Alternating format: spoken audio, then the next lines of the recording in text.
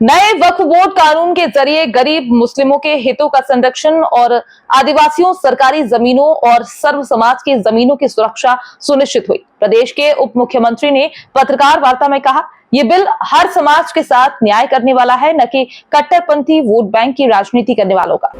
छत्तीसगढ़ के उप मुख्यमंत्री अरुण साव ने आज जिला भाजपा कार्यालय में एक प्रेस वार्ता को संबोधित करते हुए कहा कि संवैधानिक दृष्टि से भारतीय जनता पार्टी वक्फ संपत्तियों के प्रबंधन में सुधार चाहती है, ताकि इन संपत्तियों का दुरुपयोग न हो और उनका सही तरीके से इस्तेमाल हो। संसद के दोनों सदनों में लंबी चर्चा के बाद पारित वक्फ बोर्ड संशोधन विधेयक के संबंध में श्री साव ने कहा कि ट्रांसपेरेंसी और जिम्मेदारी के लिहाज से इस वक्फ संशोधन बिल से वक्फ बोर्डों के कार्यों में अधिक पारदर्शिता और जिम्मेदारी आएगी, जिससे ये बोर्ड वक्फ की संपत्तियों के उचित उपयोग में सक्षम होंगे। प्रदेश के उप मुख्यमंत्री श्री साव ने सोमवार को यहां पत्रकार वार्ता को संबोधित करते हुए धार्मिक सांस्कृतिक उद्देश्य की चर्चा कर कहा कि भाजपा चाहती है कि वक्फ संपत्तियों का उपयोग मुस्लिम समाज के फायदे, यथा शिक्षा, स्वास्थ्य सेवाओं और अन्य सामाजिक कल्याण की योजनाओं के लिए होना चाहिए। इस दौरान श्री साव ने पुराने और नए बिल में अंतर पर भी विस्तार से चर्चा की। जेपीसी को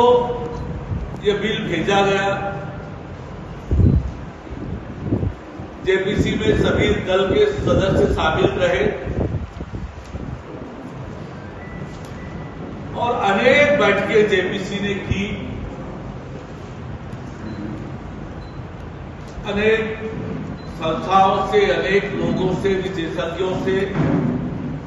राय मशविरा किया, चर्चा किया और अपनी अनुशंसा भेजा और सरकार ने अनेक अनुशंसाओं को स्वीकार करते हुए नए सिरे से बिल 2 अप्रैल को लोकसभा में प्रस्तुत किया और 3 अप्रैल को राज्यसभा में प्रस्तुत किया। हम सब ने देखा कि कैसे देर रात तक लोकसभा और राज्यसभा में उस पर चर्चा हुई, वृहद चर्चा हुई, विस्तार से चर्चा हुई और उसके बाद 2 अप्रैल को लोकसभा में पारित हुआ, 3 अप्रैल को राज्यसभा में ये पारित हुआ और उसके बाद अब राष्ट्रपति महोदया के हस्ताक्षर के बाद यह अधिनियम के रूप में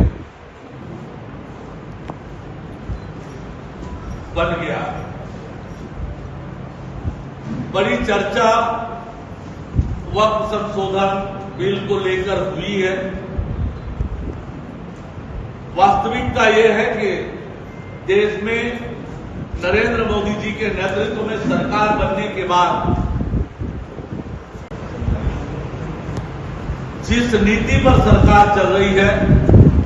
रिफॉर्म, ट्रांसफॉर्म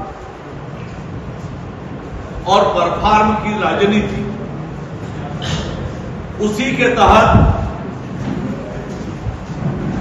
वक्फ प्रॉपर्टी के मैनेजमेंट को ठीक करने, पारदर्शी करने और वक्फ की संपत्ति का वास्तविक लाभ आम लोगों को मिले, गरीबों को मिले, जरूरतमंदों को मिले, इस उद्देश्य से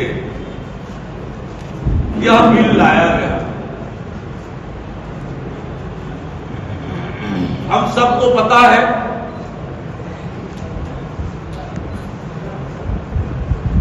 कि देश में 33 लाख एकड़ जमीन रेलवे के पास है, 17 लाख एकड़ जमीन सेना और रक्षा विभाग के पास है। उसके बाद तीसरे नंबर पर सर्वाधिक जमीन 9.4 लाख एकड़ वक्फ के पास। इतनी बड़ी प्रॉपर्टी